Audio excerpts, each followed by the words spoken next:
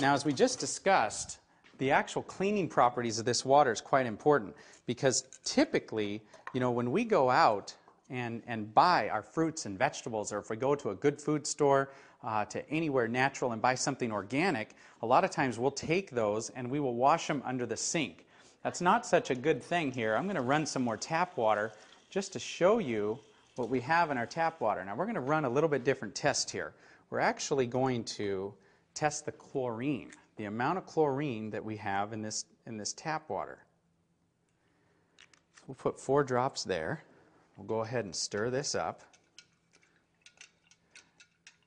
And that yellow color, you can see, is a ton of chlorine. That is a lot of chlorine, and of course that chlorine's put in there, I guess, to protect us, but I certainly don't want to put this chlorine into my body.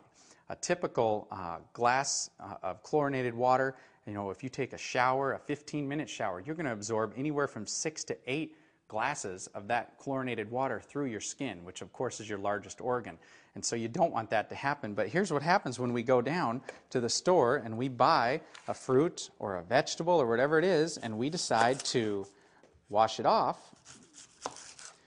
We would normally put that right under the tap.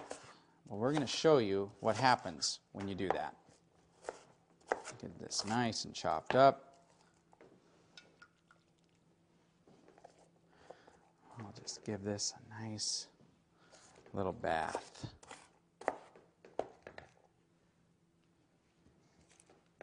There I go, making a mess. Put this right here. We're just going to give this a little stir, just like we would. I mean, I know my wife jumps in the bath and she'll take a nice 15 or 20-minute bath.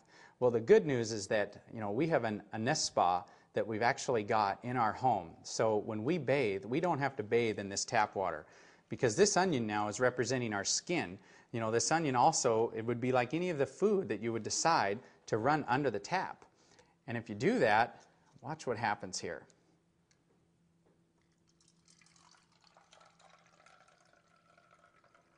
As we pour this out, take a look.